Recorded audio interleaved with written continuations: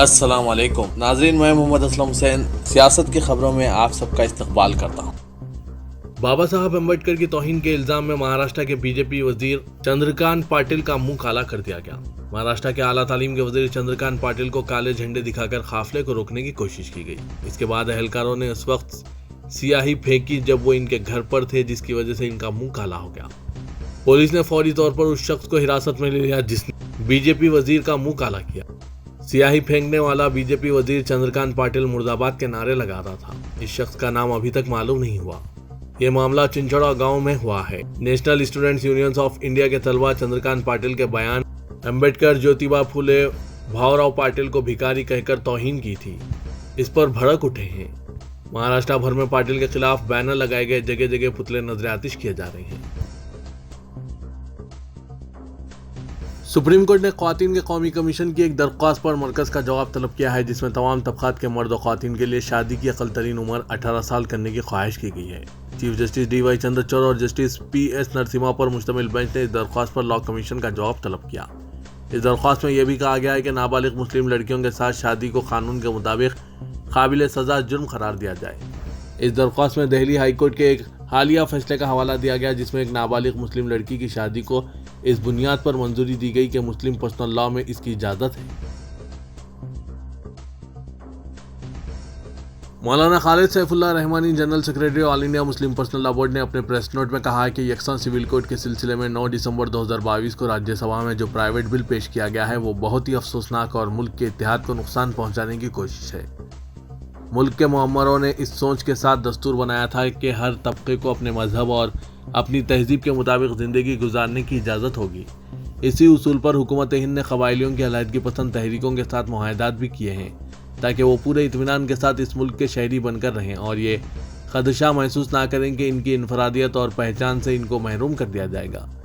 इसी तयक़ुन के तहत मुल्क में मुसलमान, ईसाई, पारसी और बाज़ दूसरे तहजीबी ग्रुप अपने अपने पर्सनल लॉ के साथ ज़िंदगी गुजार रहे हैं। अब इन सब पर यकसा सिविल कोड नाफिज करने का कोई फ़ायदा तो नहीं है, अलबत्ता इससे मुल्क को नुकसान हो सकता है और कौमी यकजहती का जज्बा मुतासिर हो सकता है।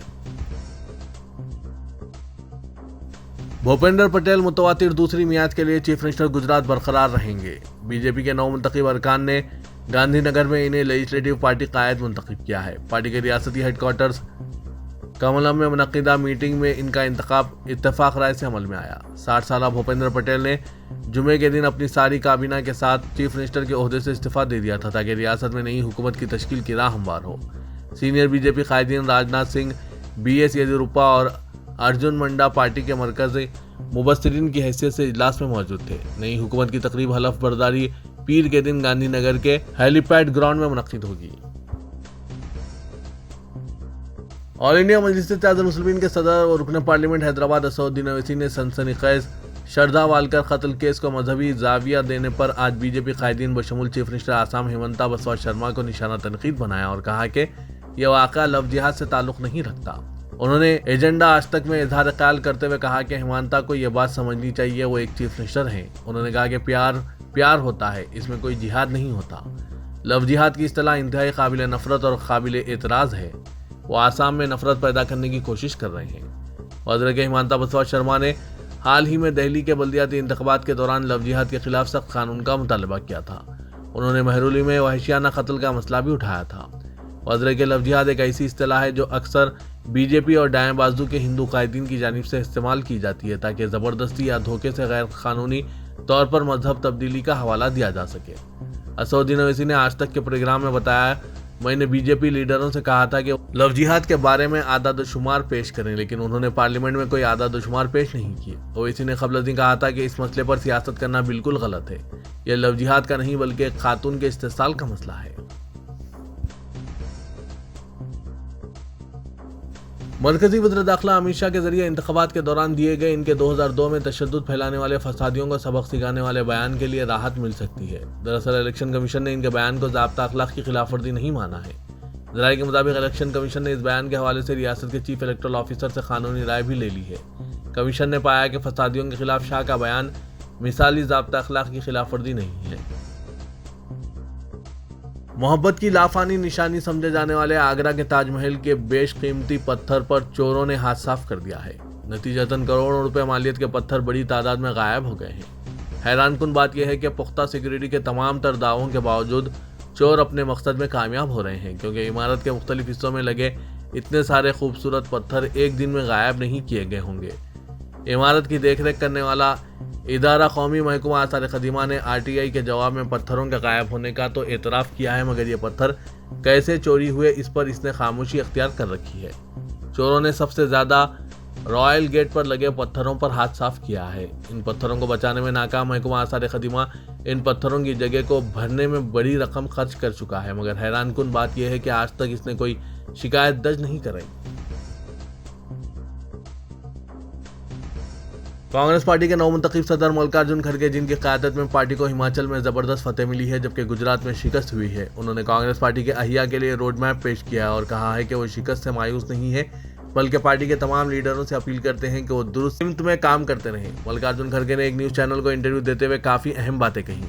खड़गे ने कहा, ना वो और ना पार्टी गुजरात में मिलने वाली शिकस्त से मायूस है और ना होने देंगे।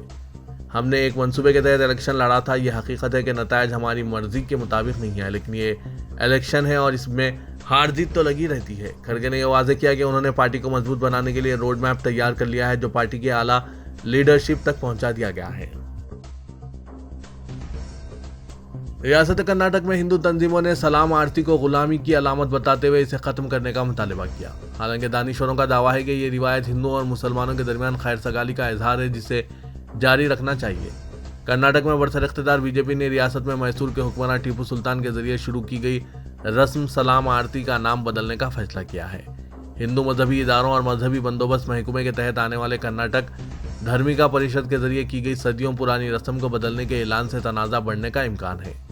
मैसूर के हुक्मरान टीपू सुल्तान के वक्त में सलाम आरती की रस्म शुरू की गई थी। टीपू ने मैसूर रियासत की फलाह के लिए अपनी तरफ से पूजा कराई थी। अंग्रेजों के खिलाफ लड़ाई में इनकी मौत के बाद भी रियासत भर के मुख्तलिफ हिंदू मंदिरों में पूजा जारी है।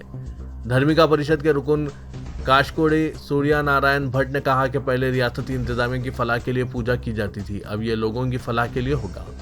अब पूजा को नमस्कार नाम दिया जाएगा। गुजरात में वोटों की तकसीम और पोलराइजेशन की वजह से बीजेपी को भारी जीत हासिल होने के बाद एमनेस्टी इंटरनेशनल इंडिया ने रियासत की नई हुकूमत से इंसानी हुकूक की पासदारी का मुतालबा किया है। 8 दिसंबर को इलेक्शन के नतीजे आने के बाद जारी इस बयान में कहा गया है कि गुजरात में मजहबी अक़लियतों बिलखुसूस मुसलमानों को इम्तियाजी क़वानीन और पॉलिसियों के जरिए निशाना बनाया गया, जो इंसानी हुकूक के बैनुल-अक़वामी मुआहदों की खिलाफ वर्जी है, जिसका हिंदुस्तान भी एक फरीक है। एमनेस्टी इंटरनेशनल का यह बयान इसकी वेबसाइट पर मौजूद है, जिसमें इंसानी हुकूक की बैनुल-अक़वामी तंजीम ने मजीद कहा है कि अब वक्त आ गया है कि अगली हुकूमत न सिर्फ इन जाबिराना क़वानीन और पॉलिसियों को वापस ले, बल्कि इस बात को भी यकीनी बनाए कि जबरी बेदखली और इख्तियारात के नाजायज़ इस्तेमाल के जिम्मेदारों को इंसाफ के कटहरे में खड़ा किया जाए। बयान में कहा गया है कि रियासत गुजरात में आने वाली हुकूमत को मजहबी अक़लियतों और इंसानी हुकूक के मुहाफ़िज़ों समेत सभी के इंसानी हुकूक को तरजीह देनी चाहिए और इनको बरकरार रखना चाहिए। बयान में कहा गया है कि मुसलमानों की मिल्कियत वाली जायदादों को फ़िरक़ाना तशद्दुद के वाक़यात के बाद अप्रैल 2002 में खम्बाट कस्बे में मसमार किया गया और हुकाम ने दावा किया कि ये गैर कानूनी तौर पर तामीर किए गए थे। मुसलमानों को यहाँ से ज़बरदस्ती बेघर किया गया, जिसकी वजह से वो शदीद तकलीफ और सदमे से दोचार हुए। एमनेस्टी इंटरनेशनल ने 2 माह तक इस इन्हदामी कार्रवाई की तहकीक की, जिसमें हुकूमत के जरिए जारी नोटिस से लेकर मुतासरीन को भी सुना गया। ताहम पता चला है कि इस इन्हदामी कार्रवाई में मुनासिब अमल की पैरवी नहीं की गई है। रियासत तेलंगाना में सड़कों की तामीर व मरम्मत के लिए 1865 करोड़ रुपए मंजूर किए गए। महकमा इमारत व इशवरा के लिए 472 जायदादों की मंजूरी दी गई। पीसी गुरुकुल तालीमी इदारों में 2591 जायदादों पर तकर्रुरात करने की मंजूरी दी गई। आज प्रगति भवन में चीफ मिनिस्टर के चंद्रशेखर राव की सदारत में 5 घंटों तक का काबीना इजलास मुनक्किद किया गया, जिसमें कई अहम फैसले किए गए। इजलास में रियासत की मालियाती सूरत हाल का जायजा लिया गया। दलित बंधु स्कीम पर अमलावरी के ताल्लुक से गौर व किया गया। बंजर अराजियात के मसाइल की यकसुई के लिए तफसीली जायजा लिया गया। इसके अलावा चंद महकमा जात के मखलूआत जायदादों पर तकर्रुरात की मंजूरी दी गई। तेलंगाना में महकमा पुलिस में 3966 जायदादों पर तकर्रुरात के लिए काबीना के इजलास में मंजूरी दी गई है। चीफ मिनिस्टर के चंद्रशेखर राव की सदारत में आज प्रगति भवन में रियासती काबीना का इजलास मुनक्किद हुआ, जिसमें लॉ एंड ऑर्डर की बरकरारी में मुल्क के लिए मिसाली साबित होने वाले महकमा पुलिस को मजीद मुस्तहकम करने का फैसला किया गया। नई वजूद में आने वाली टेक्नोलॉजी, बदलते हुए समाजी हालात और जराइम के बदलते हुए नमूनों के पेश नज़र जराइम पर काबू पाने के लिए नई टेक्नोलॉजी इस्तेमाल करने और इसकी ज़रूरतों को पूरा करने के लिए महकमा पुलिस में नए तकर्रुरात करने का फैसला किया गया है। काबीना के इजलास में मंशियात, गांजा और दीगर नशीली अशिया के इस्तेमाल से नौजवानों के मुस्तकबिल को पहुंचने वाले नुकसानात का संजीदगी से जायजा लिया गया, जिसके बाद महकमा पुलिस में भारी तादाद में तकर्रुरात करने को मंजूरी दी गई है। पुराने शहर हैदराबाद में वक्फे से बम की झूठी अफवाह के जरिए खौफ का माहौल पैदा किया जा रहा है। चार मीनार को बम से उड़ाने की झूठी इत्तला के बाद अब जुनूबी हिंद की मारूफ इस्लामी दरगाह जामे निजामिया में बम रखे जाने की इत्तला दी गई। इसके बाद पुलिस ने पुराने शहर में सख्त चौकसी इख्तियार कर ली और बम स्क्वाड को तलब करके सारे इलाके और जामे निजामिया के अहाते में 1 घंटा तलाशी के बाद चैन की सांस ली। सराय के मुताबिक पुलिस को एक अजनबी ने फोन पर इत्तला दी थी। पुलिस झूठी इत्तला देने वाले को तलाश कर रही है। आज पुराने शहर में जगह जगह तलाशी मुहिम का अचानक आगाज कर दिया गया था और हर चौराहे पर भारी जमीयत और तलाशी से अवाम में सनसनी फैल गई थी। तमाम पुलिस अहदेदारों का कहना है कि आम हालात में ली गई तलाशी थी और पुलिस की जानिब से चौकसी जारी है। कमिश्नर पुलिस हैदराबाद वो एडिशनल डिस्ट्रिक्ट मजिस्ट्रेट CV आनंद ने अपने आमिलाना इख्तियारात को बरवकार लाते हुए अराजी के एक तनाज़े में 2 मुतहरिब ग्रुपों को 2 जमानतों के साथ फीकस 25,000 रुपये का मुचल्लका अदा करने का हुक्म जारी करते हुए मामले की समाअत 23 दिसंबर तक मुलतवी कर दी। हैदराबाद पुलिस कमिश्नरेट की तारीख में पहली मरतबा ज़ाब्ता फौजदारी की दफ़ा 107 के तहत कार्रवाई करते हुए कमिश्नर पुलिस हैदराबाद ने यह हुक्म सुनाया। बताया जाता है कि अराजी का यह मामला याकुतपुरे में वाक़ 500 मुरब्बा गज पर तामीरशुदा मकान के एक हिस्से से मुतालिक है जो रेन बाजार पुलिस स्टेशन के हुदूद में आता है। अराजी के इस मामले में मोहम्मद अब्दुल बासित और दूसरे 4 अफराद के अलावा रेन बाजार पुलिस स्टेशन के रॉडी शीटर मोहम्मद अब्दुल रऊफ की ज़ेर क़यादत एक ग्रुप के दरमियान तनाज़ा चला आ रहा है। यह जायदाद संध्या नामी खातून की है जिसका 1996 में देहांत हो गया। इसका शौकीद हयात है। स्टेशन हाउस ऑफिसर रेन बाजार ने इस मामले की तहकीकात की और दफ्तर कमिश्नर पुलिस हैदराबाद वाक़ बंजारा हिल्स में कायम करदा अदालत में कमिश्नर पुलिस को केस की तमाम तफसीलात बशमूल सबूत पेश किए। कमिश्नर पुलिस ने एडिशनल डिस्ट्रिक्ट मजिस्ट्रेट एग्जीक्यूटिव की हैसियत से हक़ाइक़ का जायजा लिया और फरीकीन के दलाइल की समाअत भी की। रियासत तेलंगाना के मायानास तालीमी इदारा आलिया हाई स्कूल व जूनियर कॉलेज ने अपने क़याम के 150 साल मुकम्मिल कर लिए हैं। साबिक़ रियासत के हुक्मरान नवाब मीर उस्मान अली खां, बेशुमार शहजादगान, नवाब मुकरम जा बहादुर और जैसी शख्सियतों को यहाँ तालीम हासिल करने का एजाज़ हासिल है। बाद में इसको गवर्नमेंट बॉयज़ हाई स्कूल से मौसूम किया गया। यहाँ इंटरमीडिएट तक तालीम होती है। माजी में यहाँ तालीम के साथ साथ हैदराबादी तहजीब की तरबियत भी दी जाती थी। ये वो इदारा पहले मदरसे आलिया के नाम से मशहूर था। छठे निज़ाम नवाब मीर महबूब अली खां के दौर में 1872 में इस वक्त के वज़ीर आज़म सालार जंग अव्वल ने शाही ख़ानदान के बच्चों की तालीम के लिए मदरसा कायम किया था। इब्तिदा में 10 बच्चे ही शरीक हुए थे।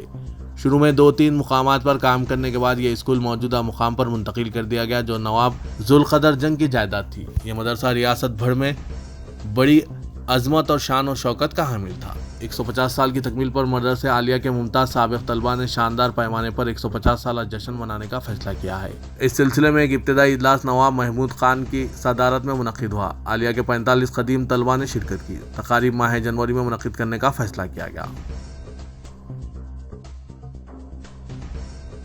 राजीव गांधी इंटरनेशनल एयरपोर्ट शमशाबाद में कस्टम्स अहदेदारों ने एक मुसाफिर को गिरफ्तार करके इसके कब्जे से भारी मकदार में सोना जब्त कर लिया है। तफसीलात के मुताबिक दुबई से शमशाबाद एयरपोर्ट आने वाली फ़्लाइट नंबर FZ 461 के एक मुसाफिर के लगेज की तलाशी लेने पर कस्टम्स अहदेदारों को मुसाफिर के कब्जे से 24 कैरेट सोने के बिस्किट्स, 1547 ग्राम और 18 कैरेट के ज्वेलरी 1414 ग्राम बरामद हुए, जिनकी कीमत 1,37,92,968 रुपये बताई गई। कस्टम्स अहदेदारों ने मुसाफिर को गिरफ्तार करके इसके खिलाफ कस्टम्स एक्ट 1962 के तहत मुकदमा दर्ज करते हुए सोने को जब्त कर लिया और तहकीकात का आगाज कर दिया। बीजेपी के मुतनाज़ा रुकने असेंबली मलून राजा सिंह के खिलाफ मंगलहाट पुलिस ने एक और मुकदमा दर्ज कर लिया है। गुज़िश्ता रोज राजा सिंह ने अयोध्या के मसले पर एक मुतनाज़ा ट्वीट किया था, जिस पर पुलिस ने राजा सिंह को ट्विटर पर किए गए तबसरे पर वजाहत के लिए नोटिस जारी की। पुलिस ने इल्ज़ाम आयद किया कि राजा सिंह ने इन्हें हाईकोर्ट की जानिब से मंजूरा मशरूत जमानत के लिए आयत शराइत की खिलाफ वर्जी की है और बार बार ऐसे ट्वीट्स कर रहे हैं। राजा सिंह के वकील ने पुलिस को जवाब रवाना किया था। हम पुलिस ने राजा सिंह के जवाब पर अबदम इत्मीनान का इजहार किया। राजा सिंह ने अपने जवाब में कहा कि ओवैसी बरादरान ने भी बाबरी मस्जिद के मुतालिक मुतनाज़ा तबसरा किया था, फिर क्यों पुलिस इनके खिलाफ मुकदमा दर्ज नहीं कर रही है। राजा सिंह ने कहा कि पुलिस महज KCR और KTR की हुकूमत और ओवैसी बरादरान को खुश करने के लिए इनके खिलाफ मुकदमा दर्ज कर रही है।